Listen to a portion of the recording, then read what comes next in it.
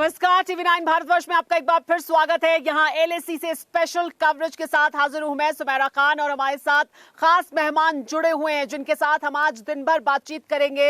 हमारे साथ अलग अलग समय पर मेहमान जुड़ते रहेंगे, बातचीत होगी। जो अहम बैठक होने वाली है अब से कुछ देर में उसको लेकर, लेकिन हमारे साथ जो मेहमान मौजूद है उनसे आपका परिचय करा देते हैं। हमारे साथ लेफ्टिनेंट जनरल गुरमीत सिंह मौजूद हैं, डिफेंस एक्सपर्ट। हमारे साथ लेफ्टिनेंट जनरल राजेंद्र सिंह जी मौजूद हैं, डिफेंस एक्सपर्ट हैं। हमारे साथ जेके त्रिपाठी जी मौजूद हैं, पूर्व राजनयिक हैं। और हमारे साथ प्रोफेसर अमिताभ सिंह मौजूद हैं, विदेश मामलों के जानकार हैं, एक्सपर्ट हैं। इसके अलावा कुछ देर में मेरे सहयोगी भी मेरे साथ जुड़ेंगे। सुमित चौधरी हमारे डिफेंस कॉरेस्पॉन्डेंट, और साथ ही अभिषेक उपाध्याय जो लगातार एलएसी से रिपोर्ट कर रहे थे, अब वापस स्टूडियो पहुंच चुके हैं, लेकिन वहां से हमें तमाम जानकारियां देंगे। लेकिन इस वक्त की बड़ी खबर यह कि अब से कुछ देर बाद अहम बैठक होगी, लेफ्टिनेंट जनरल स्तर की यह बैठक होगी जो चीन के साइड मोल्डो में होने वाली है। लेकिन यह बैठक बहुत अहमियत रखती है क्योंकि इस बैठक से बहुत कुछ निकलकर सामने आएगा। भारत का एक बड़ा डेलीगेशन है जो हिस्सा लेगा इस बैठक में। इस बार कई बदलाव भी किए गए हैं। वो डेलीगेशन जो जाएगा भारत की तरफ से बातचीत करने के लिए, उसमें कई बदलाव किए गए हैं। लेकिन बातचीत बहुत अहमियत रखती है। बातचीत क्यों अहमियत रखती है? क्योंकि लगातार चीन की तरफ से समय नहीं दिया जा रहा था इस बातचीत के लिए। अब बातचीत हो रही है, दिशा तय होगी आगे भारत चीन के बीच क्या कुछ होगा इस बातचीत से। थोड़ी देर बाद होने वाली है भारत और चीन में बैठक, बहुत अहमियत रखती है बैठक। लेफ्टिनेंट जनरल स्तर की ये बातचीत है, ये बैठक है जो भारत और चीन के बीच में होगी। बैठक में पहली बार ऐसा होगा कि विदेश मंत्रालय के प्रतिनिधि भी मौजूद होंगे। लेकिन इसको लेकर हमें बड़ी जानकारी मिल रही है। टीवी9 भारतवर्ष के पास एक्सक्लूसिव जानकारी है, जो हमें खास जानकारी मिल रही है। ये जानकारी मिल रही है कि कुछ संभावित नाम जिनकी संभावना है जो हो सकता है कि इस बैठक में शामिल हो, उसके बारे में हमें जानकारी मिल रही है। बताया जा रहा है कि लगभग 12 अधिकारी होंगे इस टीम में जो भारत की तरफ से जाएगी चीन से बात करने के लिए। और लेफ्टिनेंट जनरल पीजीके मेनन भी इसमें होंगे, वो अगुवाई करेंगे, ऐसी जानकारी मिल रही है, ऐसी संभावना है। हालांकि पुख्ता तौर पर हम नहीं कह सकते, लेकिन ऐसी हमें सूत्रों के हवाले से जानकारी मिल रही है कि पीजीके मेनन हो सकते हैं अहम भूमिका में इस बातचीत के दौरान। क्यों? इसके अलावा पहली बार इस बैठक में भारत की तरफ से 2 लेफ्टिनेंट जनरल स्तर के अधिकारी मौजूद रहेंगे। आपको यह भी बता दें, भारत और चीन की बैठक में लेफ्टिनेंट जनरल हरिंदर सिंह भी शामिल हो सकते हैं, मेजर जनरल अभिजीत बापट और पदम शेखावत भी शामिल हो सकते हैं। एमईए के ज्वाइंट सेक्रेटरी नवीन श्रीवास्तव भी इस बैठक में शामिल होंगे, ऐसी जानकारी मिल रही है। और आईटीबीपी के दीपम सेठ भी बैठक में शामिल होंगे, जानकारी मिल रही है। तो 12 अधिकारियों के बारे में जानकारी मिल रही है। लगभग 12 अधिकारियों की टीम होगी जो चीन से बातचीत करेगी। ये चीन के साथ लेफ्टिनेंट जनरल स्तर की बातचीत है, छठे राउंड की ये बातचीत है जो मोल्डो में होने वाली है। लेकिन बातचीत की अहमियत बहुत ज्यादा है क्योंकि ये जो बातचीत है वो ऐसे समय पे हो रही है तब जबकि जो तनाव है भारत और चीन के बीच वो अपने चरम पर है। हमारे साथ सुमित जुड़े हुए हैं लगातार। सुमित के पास चलते हैं, वो हमें और जानकारी देंगे और उनके पास जानकारी है इस बैठक से जुड़ी हुई। सुमित, जो जानकारी मिल रही है ये अपने आप में बड़े बदलाव भी हैं भारत की तरफ से, यानी चीन की जो हरकतें हैं, चीन जो करता है कि बातचीत एक स्तर पर अलग तरह से करता है, विदेश मंत्रालय स्तर पर अलग बात करता है, मिलिट्री के साथ ग्राउंड पर कुछ और बात करता है। क्या इसी को प्रीएम्प्ट कर बड़ा डेलीगेशन भी भेजा जा रहा है और बदलाव भी किए गए हैं? और क्या कुछ जानकारी आपके पास? देखिए, आपको याद होगा सुमेरा कि जब फॉरेन मिनिस्टर लेवल की बातचीत हुई थी तो उसमें यह तय किया गया था कि अब जो बातचीत होगी मिलिट्री लेवल में उसमें एक रिप्रेजेंटेटिव एमईए के भी होंगे। पहला मौका होगा कि एमईए के रिप्रेजेंटेटिव होगा। लेकिन उससे बड़ी बात यह सुमेरा कि 2 लेफ्टिनेंट जनरल रैंक के ऑफिसर इस मीटिंग में शामिल होंगे। और जिस दूसरे ऑफिसर की हम बात कर रहे हैं उनका नाम है, जो इसमें शामिल होने की जिनकी बात कही जा रही है, वो है लेफ्टिनेंट जनरल मेनन, जो इससे पहले भी जो चाइनीज काउंटर पार्ट है उनके साथ ही मेजर जनरल थे। और अरुणाचल में मैं आपको बताऊं 2018 के अंदर जब बीपीएम हुई थी 1990 के बाद पहला मौका था कि मेजर जनरल रैंक के ऑफिसर उसमें शामिल हुए थे। तो यही दोनों के क्लोज कोऑर्डिनेशन का एक बड़ा एग्जाम्पल था कि दोनों ने उस चीज़ों को आगे बढ़ाया था। और ये ही वजह है कि उनको इस डेलीगेशन का हिस्सा माना जा रहा है। और ये भी कहा जा रहा है कि आज जब बैठक होगी तो वो भी इसका हिस्सा होंगे। इंपॉर्टेंट बात ये सुमेरा कि उनके आने के बाद या उनके इस डेलीगेशन में शामिल होने का एक मैसेज क्लियर मिलता है कि अगर बातचीत से चीज़ें सुलझानी होगी तो पुराना जो उनका रिकॉर्ड था, पुराना जो उनका कोऑर्डिनेशन था, वो किस तरीके से बेनिफिट कर सकता है इस डेलीगेशन को। यही वजह है कि उनको इनमें इंक्लूड किया गया है। सिख रेजिमेंट के ऑफिसर हैं और उनके शामिल होने का मतलब साफ है कि दोनों की पुरानी दोस्ती या दोनों का पुराना क्लोज कोऑर्डिनेशन दोनों देशों के बीच जो आप बता रहे हैं हमें सुमित, जो आप हमें बता रहे हैं ये काफी अहम जानकारी है, काफी अहम जानकारी है। यानी ये दर्शाता है कि भारत अपनी तरफ से बहुत गंभीर है बातचीत को लेकर भी, कि बातचीत से कुछ सकारात्मक निकलकर सामने आए, और इसी वजह से पीजी के मेनन को इस डेलीगेशन का अहम हिस्सा बनाया गया। क्या बिल्कुल बिल्कुल सुमेरा, उनको शामिल करने का मकसद यही था कि इन सारे विवादों को किस तरीके से सुलझाया जाए। और खास बात यह कि अगर कोई, और ये इंपॉर्टेंट है, अगर मैं आपको दिखाऊं ये तस्वीरें, अगर आप देख रहे हो, अपने दर्शकों को दिखाने की कोशिश करता हूं कि ये 2018 की तस्वीरें हैं जब दोनों ऑफिसर आपको एक साथ जहां पर दिखेंगे। और इंपॉर्टेंट बात यह है कि ये तस्वीरें देखने के बाद आप समझ जाएंगे कि दोनों का आपस में क्लोज कोऑर्डिनेशन किस तरीके का है। और लेफ्टिनेंट जनरल पीजे मेनन, मैं आपको बता रहा था कि इस डेलीगेशन का पार्ट होंगे। 2018 के अंदर अरुणाचल के अंदर बीपीएम में दोनों एक साथ थे, मेजर जनरल रैंक के ऑफिसर हैं, और अभी जब क्योंकि इनका डिजिग्नेशन बढ़ा है, अब लेफ्टिनेंट जनरल हैं, लेकिन उस समय दोनों ने बॉर्डर पर्सनल मीटिंग में भारत की नई रणनीति कैसी होगी और दोनों का क्लोज कोऑर्डिनेशन कैसा होगा, इसको एक नया चैप्टर दिया था, एक नया आयाम दिया था। और अब 12 अफसर की मीटिंग में ये ही एक की पर्सन होंगे, या फिर आप कह सकते हैं कि रोल में होंगे लेफ्टिनेंट जनरल मेनन। और आप अगर इन सारे विवादों को देखें तो ये कहा जा रहा था कि आपस में समन्वय नहीं बन रहा है चीन का और भारत का, खासतौर पर डेलीगेशन जो कोर कमांडर लेवल की बातचीत हो रही थी, तो उसको लेकर भी माना जा रहा है कि ये उनके शामिल होने की एक बड़ी वजह हो सकती है, क्योंकि वो उनके जो रिलेशन है या फिर उनके जो कोऑर्डिनेशन है वो चाइनीज काउंटर पार्ट से पहले बहुत अच्छे थे और वो बहुत पुराने एक दूसरे को जानते हैं। और पहली बार भारत की ओर से दो ना सिर्फ एमईए के लेवल के ऑफिसर होंगे बल्कि 2 लेफ्टिनेंट जनरल इसमें शामिल होंगे। सुमेरा जी, और हमारे साथ मेहमान भी सभी बने हुए हैं। लेफ्टिनेंट जनरल राजेंद्र सिंह, आपसे भी मैं जानना चाहूंगी सर कि ये जो हमारा डेलीगेशन है, बदलाव किए गए कई भारत की तरफ से। जब मॉस्को में बात हुई थी तब ये तय हुआ था, जो सुमित भी बता रहे थे, कि एमईए के जॉइंट सेक्रेटरी स्तर का कोई अधिकारी शामिल होगा जब बातचीत होगी, तो वो अधिकारी शामिल किए गए। ये अपने आप में एक बदलाव है। लेफ्टिनेंट जनरल भी 2 शामिल रहेंगे, और पीजे के मेनन जिनके बारे में जिक्र करें, तो भारत की तरफ से काफी पुख्ता तैयारी है इस बातचीत के लिए भी। उम्मीद ये की जानी चाहिए कि कुछ निकलकर यहां से बाहर आए। अगर निकल सकता है, कोई संभावना हो सकती है, तो उस पूरी संभावना को तलाशने की कोशिश की जा रही है। हाँ सुमेरा जी, आप बिल्कुल ठीक कह रही हैं कि अभी जो कंपोजिशन है हमारे डेलीगेशन की, उसमें अहम बात ये है कि उसके अंदर एक एमईए का रिप्रेजेंटेटिव है जो फेयरली हाई रैंकिंग है, जॉइंट सेक्रेटरी लेवल का है। तो ये एक अहम बात है। जहाँ तक 2 लेफ्टिनेंट जनरल्स की बात है, हमको ये ख्याल में रखना होगा कि उस इलाके की overall command lieutenant general Harinder Singh साहब के पास है। कोई और जो मेंबर्स उसके अंदर शामिल होते हैं वो सब उनको असिस्ट करने के लिए होते हैं। शायद ये दूसरे ये जनरल मेनन साहब को जो इसके अंदर शामिल किया गया है वो कोई और कारण से हो सकता है कि उनकी एडवाइस की जरूरत हो, पर मैं इसको ज्यादा अहमियत नहीं देना चाहता हूँ। अहमियत इस चीज में है कि रशिया में जो जॉइंट डिक्लेरेशन हुआ उसके अंदर 2 बातें बहुत जरूरी थी। एक तो कि नेगोशिएशंस मिलिट्री और डिप्लोमेटिक लेवल पर चलेंगी, और दूसरा कि नए कॉन्फिडेंस बिल्डिंग मेजर्स को बनाया जाएगा। और इसके अंदर ये जो अभी बैठक हो रही है, मेरा ख्याल है कि ये जो डिले हुई है वो इसलिए है कि दोनों कंट्रीज ये डिसाइड कर रही थी कि हमारे स्टांस इस बैठक में क्या हो। जी, और अब लग रहा है कि दोनों जो देश हैं वो अपने अपने रुख को लेकर काफी क्लियर हैं, उनका मैसेज काफी क्लियर है, और उसके बाद इस बैठक में जा रहे हैं, इस बैठक में टेबल पर बैठेंगे।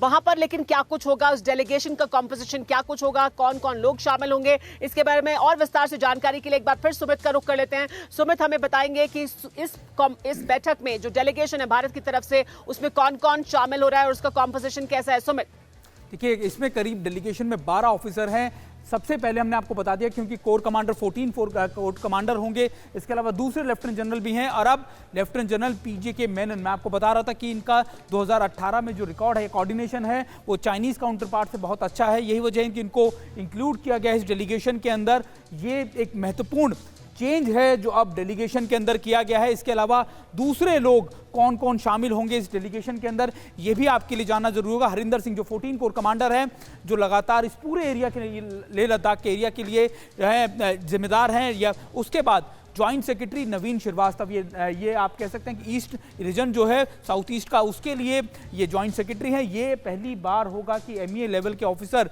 इस तरह के मिलिट्री टॉक्स में शामिल होंगे, और खासतौर पर एलएसी के ऊपर जो बातचीत हुई है उसमें पहला मौका होगा कि इस तरह के ज्वाइंट सेक्रेटरी लेवल के एमईए के ऑफिसर उसमें शामिल होंगे। मेजर जनरल अभिजीत बापट, यानी जो 3 आप कह सकते हैं 3 कोर है या फिर वहाँ पे जो मौजूद है, वो उसके मेजर जनरल अभिजीत बापट हैं। और आपको याद होगा कि कई प्रधानमंत्री मोदी के साथ भी नजर आए थे। मेजर जनरल पदम शेखावत भी, जो दूसरे मेजर जनरल है, वो भी इसमें शामिल होंगे। 2 लेफ्टिनेंट जनरल, 2 मेजर जनरल, इसके अलावा दीपम सेठ जो आईटीबीपी के आईजी हैं लद्दाख रीजन के, और ये पूरे सेक्टर की जिम्मेदारी इन्हीं के ऊपर है। ये कुछ 5 से 6 बड़े ऑफिसर हैं जो इनके अंदर जो की रोल में होंगे या फिर वो इस डेलीगेशन का पार्ट होंगे। इसके अलावा कई और ऑफिसर होंगे ब्रिगेड लेवल के में, या फिर आप कह सकते हैं कर्नल लेवल के, जो ना सिर्फ इंटरप्रिटेशन के लिए बल्कि दूसरे कोऑर्डिनेशन वर्क के लिए भी वहाँ शामिल होंगे। लेकिन 5 से 6 ऑफिसर जो होंगे ये सबसे महत्वपूर्ण रोल में होंगे। सुमेरा। जी हाँ सुमित, बहुत शुक्रिया इस तमाम जानकारी के लिए। हम लगातार नजर बनाए रखेंगे कि किस तरह से ये बातचीत शुरू होती है। ये तमाम अधिकारी जिसमें शामिल होने वाले हैं, उद्देश्य एक ही है, मकसद एक ही है कि बातचीत से कुछ सकारात्मक निकलकर सामने आए। जो विदेश मंत्रियों के स्तर पर बातचीत हुई थी, वहां पर जो तय किया गया था उसको अमली जामा पहनाया जा सके। यहाँ ग्राउंड लेवल पर ये उद्देश्य है, ये मकसद है, और इस मकसद को हासिल करना चाहेगा भारत। लेकिन क्या निकलकर सामने आता है उस पर हमारी नजर लगातार बनी रहेगी। लेकिन चीन की जो साजिशें हैं, चीन के जो प्लान है, चीन किस तरह से बॉर्डर पर, एलएसी पर भी लगातार अपनी ताकत को बढ़ा रहा है, अपने जमावड़े को बढ़ा रहा है, अपने हथियारों के जखीरे को बढ़ा रहा है, वो चीन के जो इरादे हैं उसको भी साफ तौर पर दर्शाता है। बड़ी आपको जानकारी एक दे दें कि चीन के जो प्लान है, जो युद्ध के प्लान है, वो 50 साल पुराना एक प्लान है, उस पर भी काम कर सकता है, ऐसी भी संभावना है। क्योंकि चीन ने 50 साल पहले तिब्बत पर किस तरह से कब्जा किया था, तब वो कोरिया से उलझ गया था, कोरिया से उलझकर इधर उसने आकर तिब्बत पर कब्जा कर लिया था। तो इस तरह के प्लान भी हो सकते हैं कि साउथ चाइना सी में एक तरफ उलझा हुआ है, ताइवान के साथ एक तरफ अपनी टेंशन को बढ़ा रहा है, तो यहाँ दूसरी तरफ एलएसी पर कुछ और किसी और घटनाक्रम को अंजाम दे दे। क्योंकि चीन चाहता है कि उसे रणनीतिक तौर पर अहम बढ़त मिल जाए एलएसी में किसी तरह, जो अभी तक उसे हासिल नहीं हो पाई है या नहीं हो पा रही है। जहां तक वो आना चाहता है वहां तक वो नहीं आ पा रहा है, और इस वजह से रणनीतिक बढ़त हासिल करना चाहता है चीन, और इस वजह से 50 साल पुराने प्लान पर भी जा सकता है। चीन का 50 साल पुराना प्लान यही था कि उन्होंने तब कोरिया से उलझकर तिब्बत पर आकर कब्जा कर लिया था। हमारे साथ मेहमान मौजूद हैं। गुरमीत सिंह जी, ये जो चीन के प्लान है, समय समय पर जो चीन की युद्ध नीति है, चीन में किस तरह से एक जगह उलझाकर दूसरी जगह जाकर हमला करता है, कई फ्रंट्स खोल लेता है, डाइवर्जनरी टैक्टिक्स हैं, बातचीत में उलझाकर आगे बढ़ने की कोशिश करता है, इससे भी हमें हर समय आगाह रहना है, भले ही बातचीत हम कर रहे हैं। बिल्कुल सुमेरा जी, आपने ठीक कहा है।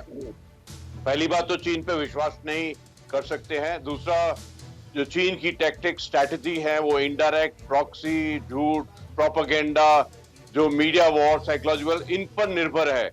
लेकिन चीन अभी भी 62 की ही साइकोलॉजी में फंसा हुआ है, अभी भी सोच रहा है कि 62 का ही वातावरण है। लेकिन जो स्थिति आज है वो बिल्कुल अलग स्थिति है।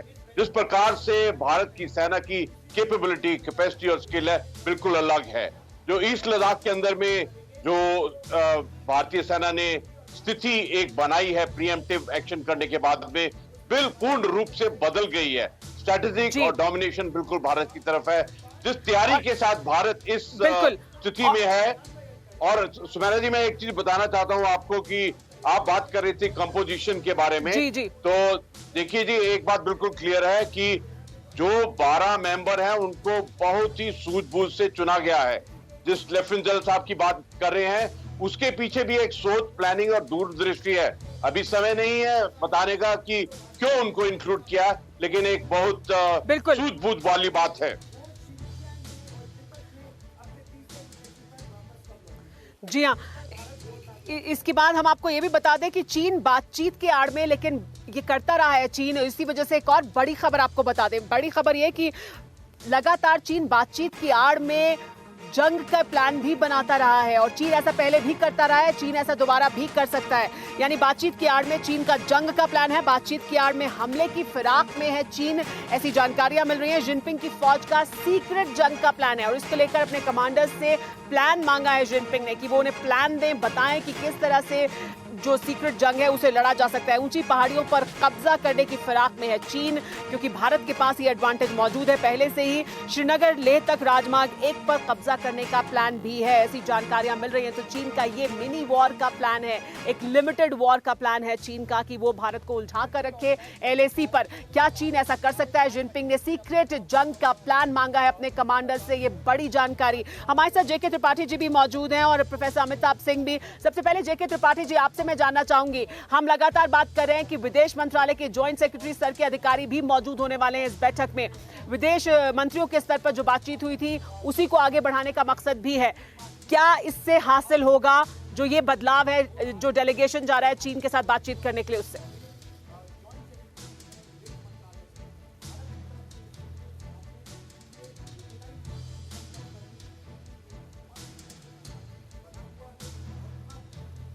प्रोफेसर अमिताभ सिंह के पास चले जाते हैं क्योंकि JK त्रिपाठी जी से शायद हमारा संपर्क नहीं हो पा रहा है। प्रोफेसर अमिताभ, आपसे मैं जानना चाहूंगी कि ये जो अभी बातचीत है और जो अभी हम जहां तक तनाव पहुंच चुका है भारत और चीन के बीच, क्या इस बातचीत से आपको लगता है निकलकर सामने आ सकता है? देखिए, हालिया जो SCO मीटिंग के बाद जो दो फॉरेन मिनिस्टर्स की बात हुई थी रूस में, उसी के बाद ये पहला एक कमांडर लेवल मीटिंग हो रहा है। और सबसे अच्छी बात इसमें क्या है कि इसमें एक जॉइंट सेक्रेटरी MEA का भी है।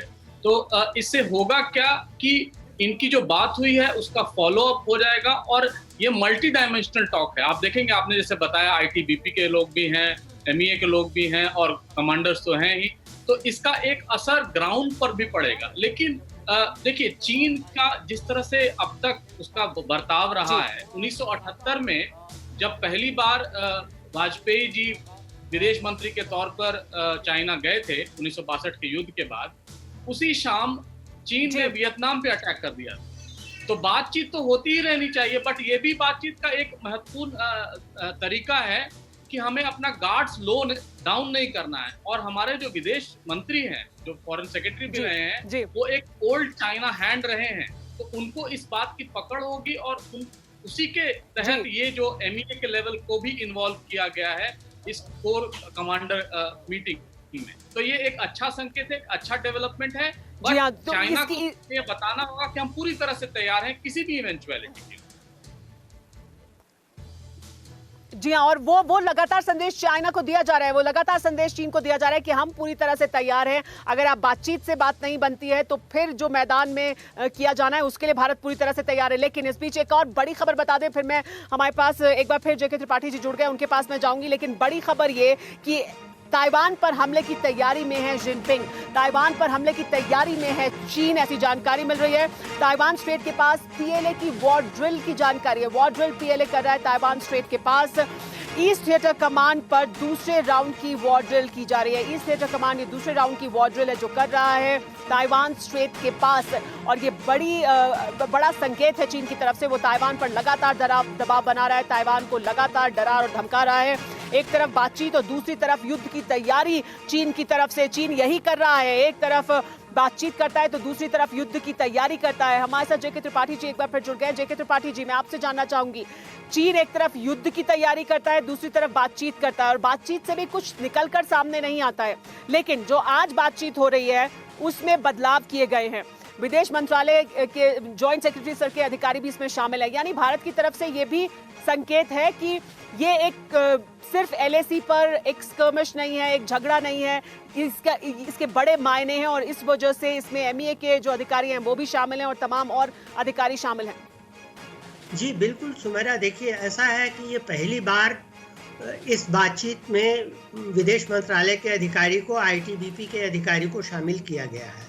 ये एक तरह से ऑल कोऑर्डिनेटेड एफर्ट है, क्योंकि अभी तक क्या होता था कि चीन फॉरेन मिनिस्टर लेवल पे या डिप्लोमेटिक लेवल पे कुछ और बात करता था, इस लेवल पे कुछ और बात करता था। इसलिए चीन की ये दुविधा जो थी, चीन की ये दोहरी चाल थी, वो समझने के लिए हमें जरूरी हो गया था कि इस तरह से हम अपना डेलीगेशन बनाए कि जिसमें हर क्षेत्र के लोग हों जो इसमें इन्वॉल्व हैं। तो वो हमने किया है। नवीन श्रीवास्तव जो कि ईस्ट एशिया डिवीजन के चीफ हैं, जो चाइना देखता है, उसके वो ज्वाइंट सेक्रेटरी हैं, वो उसमें शामिल हैं।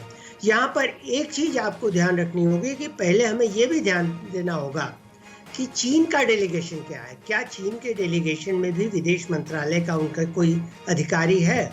अगर नहीं है तो फिर इस बातचीत का कोई फायदा नहीं होगा, क्योंकि फिर वो मिलिट्री लेवल की बातचीत होकर रह जाएगी।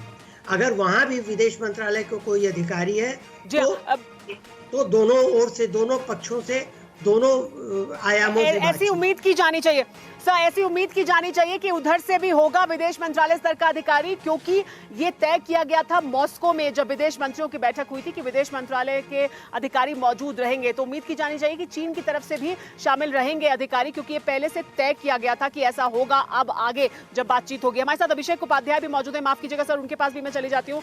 अभिषेक उपाध्याय, आपसे मैं जानना चाहूंगी, ये जो बातचीत है इस पर बहुत कुछ निर्भर करता है, लेकिन जब ये बातचीत की मेज पर हम बैठने जा रहे हैं तब जो जहां से विवाद शुरू हुआ था वहां से अब तक बहुत बदलाव आ चुका है। भारत का रुख भी चीन के समझ में आ चुका है, चीन का रुख तो भारत को समझ में आ ही रहा है। तो काफी हद तक एक दूसरे को समझ भी रहे हैं। भारत के रिजॉल्व को, भारत के इरादे को भी चीन समझ रहा है। देखिए, सबसे बड़ी बात जो इस बातचीत में है, जो मुझे लगता है वो होगी भारत की ओर से कि बातचीत का जो जिसे कहते हैं सबसे प्रमुख बिंदु वो क्या होगा। मुझे लगता है जो कैलाश रेंज है, चुशुल में जिस तरह से चीन ने कोशिश की और उसके बाद जिस तरह से भारतीय फौजें वहां पर काबिज हुई हैं, चाहे आप मुखपरी से लेकर के ब्लैक टॉप के तक की आप बात कर लें, जो भी स्ट्रेटेजिक हाइट्स पर काबिज हुई हैं, तो जो चुशुल में जो कोशिश की है, कैलाश रेंज की हम बात करें, वो एक महत्वपूर्ण बिंदु होगा उसमें। और बड़ी बात उसमें ये होगी कि जो पहले घुसा है वो पहले पीछे जाए, ये समझ लीजिए आप कि इसका आधार होगा। क्योंकि चीन ने अतिक्रमण करने की कोशिश की है, ये अलग बात है कि उसको वो जवाब मिला जो उसने ख्वाब में भी नहीं सोचा होगा, लेकिन ये प्रिंसिपल फॉलो करना होगा कि जो अंदर, जिसने अंदर घुसने की कोशिश की है वो पहले पीछे जाए, उसके बाद की चीजें पर बातचीत हो जाएगी, उसकी बाद की चीजें तय हो जाएंगी। सुमेरा जी, और अभिषेक, ये जो होगा कि जो पहले घुसा है वो पहले पीछे जाए, ये भारत लगातार कहता भी रहा है कि आपको वापस उसी पोजीशन पर जाना होगा। इससे कम पर भारत मानने को राजी नहीं है, वरना भारत ने जो जगहें कब्जा ली हैं वो भारत के कब्जे में आ चुकी हैं। तो ये सब चलता रहेगा वरना निरंतर। लेकिन इस बीच बता दें, भारत की जो तैयारी है, भारत बातचीत कर रहा है चीन से, उसके लेकर भी गंभीर है। हमारा जो डेलीगेशन वहां जा रहा है उसको भी, उसका कॉम्पोजिशन भी बहुत ध्यान रखकर बनाया गया है कि सभी वो तमाम अधिकारी मौजूद हो जिनकी मौजूदगी से मदद मिले इस बातचीत में। लेकिन दूसरी तरफ LAC पर दबदबा भी बढ़ गया है भारतीय सेना का, भारतीय वायुसेना का, क्योंकि आसमान का योद्धा राफेल तैनात है अब LAC पर। और राफेल उड़ान भरता हुआ देखा जा सकता है लद्दाख में। और राफेल जब उड़ान भर रहा है उसकी गर्जना सुनाई दे रही है चीन में भी। चीन को साफ संकेत कि भारत गंभीर है, भारत की पूरी ताकत यहां पर मौजूद है और भारत इस पूरे घटनाक्रम को आखिरी अंजाम तक पहुंचाने के लिए भी पूरी तरह से तैयार है। चीन अगर आगे बढ़ता है, चीन अगर कोई साजिश करता है, चीन अगर बाज नहीं आता है अपनी हरकतों से, तो भारत भी उसे उसी भाषा में जवाब देगा जो चीन को समझ आएगी। भारत शांति चाहता है, बातचीत चाहता है, लेकिन अगर ऐसा नहीं होता है तो फिर भारत की तैयारी क्या है, वो भारत इस वक्त लद्दाख के आसमान में देखी जा सकती है, जो चीन को भी साफ तौर पर दिखाई दे रही है। तो LAC पर सेना का दबदबा और पूरी तरह से बढ़ चुका है, लेकिन चीन का गेम ओवर हो चुका है। जी हां, पूर्वी लद्दाख में भारत हावी है, भारत पूरी तरह से हावी है। 20 से ज्यादा चोटियों पर भारत का कंट्रोल है। रणनीतिक तौर पर अहमियत रखती हैं चोटियां जहां पर इस वक्त भारत की तैनाती है। 20 चोटियां हैं ये, और 20 माउंटेन हाइट्स पर रणनीतिक बढ़त भारत को मिली है। और कहां मिली है वो भी आपको बता दें, मगर हिल गुरुंग हिल और रेजांगला पर कब्जा है भारत का। इसके अलावा राचनला, मुक्पारी और फिंगर 4 पर रिज लाइन पर भारत काबिज है। दक्षिण से उत्तर तक फैली पहाड़ियों पर भारत का कब्जा है। भारत का एक सैनिक चीन के 25 सैनिकों पर भारी है और इस वजह से लद्दाख में भारी बढ़त है भारत के पास। रणनीतिक तौर पर अहम चोटियों पर हम मौजूद हैं और अहमियत इस बात की है कि चोटियों पर जहां हमारे सैनिक मौजूद हैं वहां से सीधे चीनी सैनिक भारत की फायरिंग रेंज में हैं।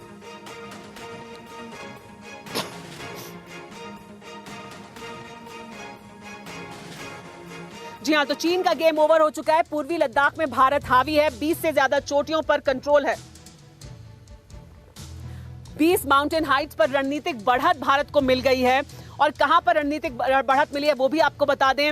मगर हिल, गुरुंग हिल, रेजांगला पर भारत को बढ़त मिली है। 20 चोटियों पर रणनीतिक बढ़त है और 6 और चोटियां इसमें शामिल हो गई हैं। राचनला, मुक्पारी और फिंगर 4 की रिज लाइन पर भारत मौजूद है। भारत का एक सैनिक चीन के 25 सैनिकों पर भारी है। ये बढ़त भारत को लद्दाख में मिली है। पूर्वी लद्दाख में भारत को बड़ी बढ़त है और दक्षिण में से उत्तर तक फैली पहाड़ियों पर भारत की सेना का कब्जा है। दक्षिण से लेकर उत्तर तक पूरे लद्दाख में जो चोटियां हैं वहां पर भारत का कब्जा है। इसी पर बात करने के लिए हमारे साथ तमाम मेहमान भी मौजूद हैं, उनसे हम इस पर बात करते हैं।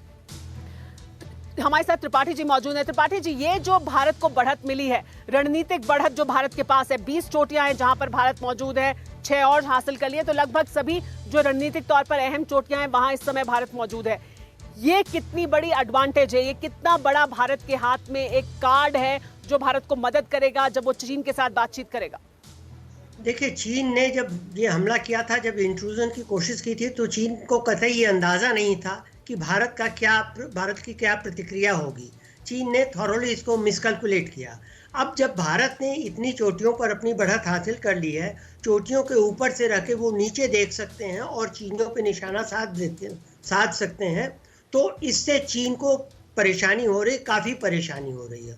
और अब चीन ऐसी जगह फंस गया है कि जहां उसके सामने कोई रास्ता नहीं है पीछे जाने के सिवा। वो इसलिए अभी नहीं जा रहा है कि एक तरह से आप समझ लीजिए ये साइकोलॉजिकल वॉर भी चल रही है कि कौन पहले ब्लिंक करेगा। चीन नहीं चाहता कि यहाँ पर युद्ध हो, चीन नहीं चाहेगा क्योंकि अभी वो वहाँ पर फंसा हुआ है। लेकिन अपनी जनता को दिखाने के लिए, अपनी डोमेस्टिक कॉन्स्टिट्यूंसी को दिखाने के लिए शी जिनपिंग ये सारा दिखावा कर रहे हैं, क्योंकि वो जानते हैं कि न तो ताइवान वहाँ चीनी समुद्र में राजेंद्र जी और न यहाँ चीन सफल नहीं हो। राजेंद्र जी से भी इस पर प्रतिक्रिया ले लेते हैं। हमारे साथ त्रिपाठी जी जो डिफेंस एक्सपर्ट हमारे साथ मौजूद है, उनकी प्रतिक्रिया भी ले लेते हैं। राजेंद्र जी, पहले आपकी प्रतिक्रिया, फिर गुरमीत जी आपकी प्रतिक्रिया संक्षेप में। राजेंद्र जी, क्या चीन फंसा हुआ है पूर्वी लद्दाख के इलाके में? आई थिंक ये है ना समझना कि चीन इस वक्त फंसा हुआ है या हमारी उधर पूरी डोमिनेशन है, ये है थोड़ा गलत हो। चीन जब आया था तो उसने कई हाइट्स पर कब्जा किया, नॉर्थ बैंक ऑफ पेंगांगसो पे कब्जा किया और 4-5 जगह और उन्होंने आकर कब्जा किया, हमारे साथ धोखा किया और ऐसे इलाके में जो पहले ग्रे जोन था वहां पर आकर कब्जा किया। हालांकि उस एडवांटेज को हमारे ट्रुप्स ने, जो अभी आप बोल रही थी, वो बड़ी हाइट्स को ऑक्यूपाई करके, प्रीएम्प्ट करके चाइनीज को एक ऐसी स्थिति में हमारे देश को ला खड़ा किया है जिसमें स्लाइट एडवांटेज हमको है, पर ये एडवांटेज हमें नेगोशिएशन में ये फायदा देगा कि हम एक पोजीशन ऑफ स्ट्रेंथ से बातचीत करेंगे। ये जो नेगोशिएशन हो रही हैं ये दोनों देशों के हित में है। दोनों को चाहिएगा इस वक्त, जो मेरा ख्याल है फॉरेन मिनिस्टर्स के लेवल पर ये डिसाइड भी हुआ है कि डिसएंगेजमेंट करना है ताकि लड़ाई का अंदेशा कम हो और फ्यूचर कॉन्फिडेंस बिल्डिंग मेजर्स को एक नई तरीके से फॉर्मुलेट करना है। मेरा ख्याल है इस वाली मीटिंग के अंदर जी देखना, मगर अब यही है जी, कुछ निकल कर ठीक है सर। तो आपको लगता है कि जो डिसएंगेजमेंट का फैसला हुआ था विदेश मंत्रियों के स्तर पर, वो इस मीटिंग से कुछ उसमें आगे कदम बढ़ना चाहिए और वो दोनों देशों के हक में भी है? गुरमीत जी, क्या चीन के हक में भी है और इस वजह से क्या हम यहाँ पर अब कुछ बदलाव देखेंगे जमीन पर? हालांकि ये होता रहा है कि चीन ये कहता रहा है कि डिसएंगेजमेंट होना चाहिए, मिलिट्री के स्तर पर ये कहता रहा है, लेकिन किया नहीं है, उसने पीछे नहीं हटा है। बिल्कुल सुमेरा जी, आपने ठीक कहा है। चाइना पे ट्रस्ट नहीं है, चाइना फंस गया है और अपने ही झूठ, फरेब और चालाकियों से फंसा है। और अभी स्थिति बिल्कुल अलग है। पहली बार बहुत कुछ हो रहा है। पहली बार ही हुआ है कि लेफ्टिनेंट लेवल के ऊपर में 5 मीटिंग हुई थी। पहली बार ही हुआ है कि जो जॉइंट सेक्रेटरी हैं ईस्ट एशिया MEA के वो अटेंड कर रहे हैं, क्योंकि स्थिति बदली हुई है। भारत का पलड़ा भारी है, भारत के पास में स्ट्रेटेजिक एडवांटेज है और डोमिनेशन है। और देखिए अभी जो रुख है, जो माहौल है, जो हवा है, उसमें भारत ने बेटूक और स्पष्ट तरीके से कहा है। गुरमीत जी, इसी पर हमारे साथ अमिताभ सिंह जी मौजूद है, उनकी प्रतिक्रिया भी ले लेते हैं। अमिताभ सिंह जी, क्या जो हम बात कर रहे हैं लगातार कि चीन ने विदेश मंत्रियों के स्तर पर कहा था कि डिसएंगेजमेंट होना चाहिए, ये माना था, लेकिन क्या हम देखेंगे कि कुछ जमीन पर बदलाव हो? क्योंकि चीन ये जरूर कहता रहा है लेकिन किया उसने कुछ नहीं है। क्या ये चीन के भी हक में है और वो क्या ऐसा करेगा कि डिसएंगेजमेंट हो यहाँ पर LAC पर?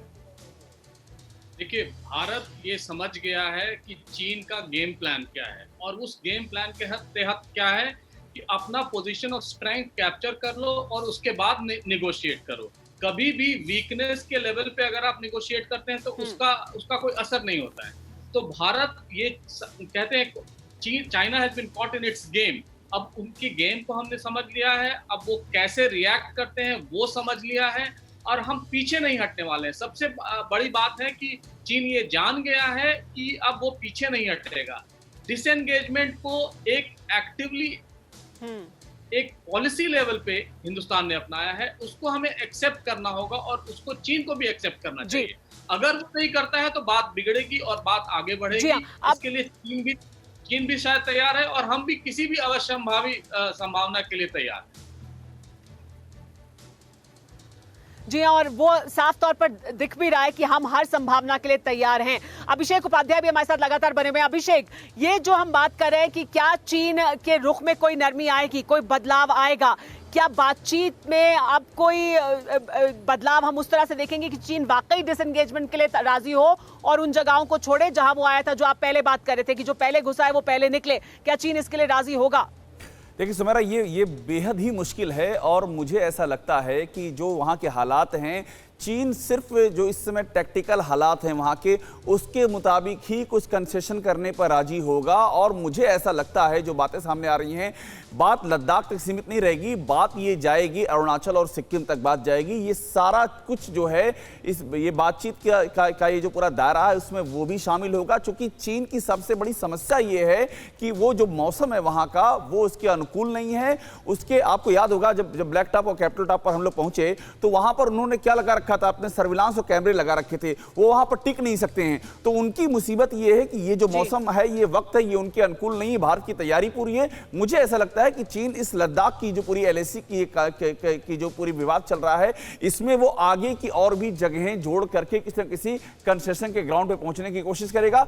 बिल्कुल उम्मीद नहीं करनी चाहिए कि कोई रास्ता हमको देने की चीन मूड में है या उसकी ऐसी कोई मंशा है। क्या अरुणाचल और सिक्किम की तरफ आगे बढ़ेगी चीन की साजिश? LAC से और आगे जाएगा अरुणाचल और सिक्किम की तरफ? वो अपना जो जमावड़ा है उसे बढ़ा रहा है, जो उसके तैनाती है सैनिकों की उसको जरूर बढ़ा रहा है, लेकिन क्या वो भी फोकस होगा चीन की रणनीति का? इस पर भी बात करेंगे। गुरमीत जी, क्या यहां से LAC से फोकस चीन का आगे बढ़ेगा अरुणाचल और सिक्किम पर भी, या यही सेंटर रहेगा, यहीं पर चीन एक्शन करता रहेगा? सुमेरा जी, बार बार कह रहा हूं, चाइना के ऊपर में कोई ट्रस्ट नहीं है। ये जो प्रॉब्लम है ये पूरा इंडिया चाइना बॉर्डर की है। मैं तो एक कदम और आगे कहूंगा कि चाइना के हर एक फ्रंट की यही प्रॉब्लम है, चाहे वो ईस्ट चाइना सी, साउथ चाइना सी, ताइवान, जो भी जगह है वहां पर हर एक जगह मुख्यतः वो अग्रेसिव, प्रोवोकेटिव और इसी प्रकार से है। इसलिए हमारे लिए जरूरी है, भारतवर्ष के लिए और भारत की सेना के लिए, कि हम अलर्ट रहें, प्रिपेयर्ड रहें और किसी भी कॉन्टिजेंसी, किसी भी चुनौती के लिए एकदम तैयार पूरे बॉर्डर पर रहना चाहिए। बिल्कुल, वो और वो तैयारी तो जाहिर सी बात है पूरी 3500 किलोमीटर की जो पूरी सीमा है भारत और चीन की, वहां पूरी तैयारी है। लेकिन राजेंद्र सिंह जी, क्या सेंटर ऑफ एक्शन चीन की तरफ से LAC लद्दाख ही रहने वाला है? यहीं पर वो चाहता है कि उसे बड़ी एडवांटेज मिले, या उसका फोकस आगे अरुणाचल और सिक्किम तक भी शिफ्ट होगा? डाइवर्जनी टैक्टिक के लिए जरूर वहां पर कुछ जमावड़ा बढ़ा सकता है, लेकिन क्या वहां पर भी वो किसी तरह की साजिश या किसी तरह से आगे बढ़ने की कोशिश कर सकता है? समेरा जी, आप बिल्कुल ठीक कह रही हैं। मैं जनरल गुरमीत सिंह से पूरी तरीके से एग्रीमेंट में हूँ कि चीन का कुछ भरोसा नहीं है। लेकिन अभी जो यहाँ के वर्ल्ड के हालात और चीन के बॉर्डर्स पर बाकी देशों के साथ जो हालात हैं, मुझे नहीं लगता कि चीन एक ऐसी बड़ी लड़ाई चाहेगा कि हर एक फ्रंट पर वो जो है एक मोर्चा खोल ले। मुझे लगता है, जैसा अभी आपने कहा, कि ये कॉन्फ्लिक्ट सिर्फ लद्दाख में कन्फाइंड रहेगा।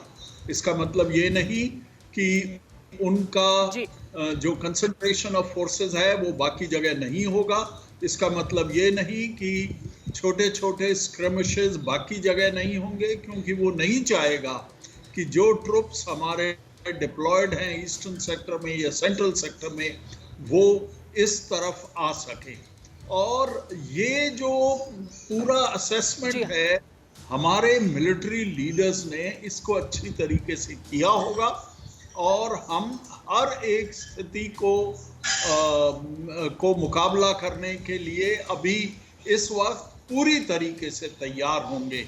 हमारे ट्रुप्स की कंसंट्रेशन लद्दाख के अंदर अभी जो है वो काफी एडिक्वेट मुझे लगती है। बिल्कुल जी सर, कोई जी हाँ बिल्कुल। चीन को जवाब देने के लिए जी, और इस बीच राज्यसभा से एक बड़ी खबर आ रही है। राज्यसभा से बड़ी खबर आ रही है, इस तरह की जानकारी मिल रही है कि 8 सांसदों को सस्पेंड कर दिया गया है। सीधे अभिषेक का रुख कर लेते हैं। अभिषेक हमें ये जानकारी देंगे कि क्या कुछ हुआ है। अभिषेक। बिल्कुल सुमेरा, देखिए बड़ी खबर है, राज्यसभा से 8 सांसद सस्पेंड कर दिए गए। इस समय की बड़ी खबर, राज्यसभा में हंगामा करने वाले 8 सांसद सस्पेंड कर दिए गए हैं। इन सांसदों को आपने देखा होगा, राज्यसभा में बड़ा हंगामा हुआ था, मार्शल के साथ में हाथापाई की नौबत भी आ गई थी और उस पर अब कार्रवाई हुई है। 8 सांसद सस्पेंड कर दिए गए हैं। आम आदमी पार्टी के सांसद संजय सिंह उनमें शामिल हैं जिन्हें की सस्पेंड किया गया है। टीएमसी के सांसद डेरेक ओ ब्रायन भी उस लिस्ट का हिस्सा हैं जिन्हें की निलंबित किया गया है राज्यसभा से। तो राज्यसभा में बड़ी कार्रवाई की खबर है, और ये वो तस्वीरें थी जिन तस्वीरों को देश ने देखा था, किस तरह से उपसभापति के आसन के ठीक सामने आकर के वहां पर जो हरकतें हुई थी, उसके बाद ये कार्रवाई की गई। सुमेरा, ये जो बात सामने आई है राज्यसभा में, ये बड़ी ही चौंकाने वाली है, क्योंकि ये जो हुआ था, जो तस्वीरें देश ने देखी थी, वो अभूतपूर्व तस्वीरें थी। कहा जा रहा है कि इससे पहले कभी राज्यसभा में ऐसा कभी नहीं हुआ था। जी हाँ अभिषेक, इससे पहले सिर्फ जब महिला बिल रखा गया था तब हमने इस तरह की तस्वीरें देखी थी कि बहुत हंगामा हुआ था, लेकिन इस तरह की तस्वीरें उसके बाद से कभी नहीं देखी गई। और जो देखा गया, जिस तरह की हरकत की गई, वो अपने आप में बहुत शर्मसार करने वाली थी। मर्यादा की जो सीमाएं थी उन्हें लांघा गया था, और उसके बाद ये एक्शन लिया गया है, क्योंकि सबने देखा वो जो हुआ, और ऐसा हुआ नहीं है राज्यसभा में, ऐसी तस्वीरें देखी नहीं गई हैं। महिला बिल, जब रिजर्वेशन बिल पेश किया गया था, तब एक इस तरह का हंगामा जरूर एक बार राज्यसभा में देखा गया था, लेकिन वो भी इस तक नहीं था जिस तरह का हंगामा देखा गया कल, और उसकी वजह से अब ये एक्शन लिया गया है। बिल्कुल, और देखिए 8 सांसदों को जो सस्पेंड किया गया है सुमेरा, उसमें एक बड़ी बात यह भी है कि जो राज्यसभा में हालात दिखाई पड़े थे, वो हालात इस बात का इंडिकेशन दे रहे थे कि ये बात यही रुकने वाली नहीं है। इस जो जानकारी सामने उभर करके आ रही थी वो ये कि ये सिलसिला आगे भी बढ़ेगा, और इसीलिए ये कार्रवाई अपने आप में बहुत मायने रखती है। हालांकि इस कार्रवाई की प्रतिक्रियाएं भी अभी कुछ देर में सामने आना शुरू हो जाएंगी। जी हाँ अभिषेक, शर्मसार करने वाली तस्वीरें थी और उसके बाद ये एक्शन लिया गया है, क्योंकि राज्यसभा में इस तरह की तस्वीरें कभी नहीं देखी गई हैं। जिस तरह की तस्वीरें देखी गई, 8 सांसदों को सस्पेंड किया गया है। लेकिन यहाँ LAC से हमारी दिन भर बड़ी कवरेज लगातार जारी रहेगी। हम आपको बताते रहेंगे, जो मीटिंग हो रही है उसके बारे में भी जानकारी देते रहेंगे कि क्या उस मीटिंग के शुरुआत होने के बाद और क्या जानकारी निकलकर सामने आ रही है। आप सभी मेहमानों का बहुत बहुत शुक्रिया हमारे साथ जुड़ने के लिए। LAC से इस स्पेशल शो में फिलहाल रुक रहे हैं एक छोटे से ब्रेक के लिए। बने रहिए TV9 भारतवर्ष के साथ। क्या आप पर भी बरपा है जालसाजी का कहर? सपने टूटे आपके, न घर के न घाट के।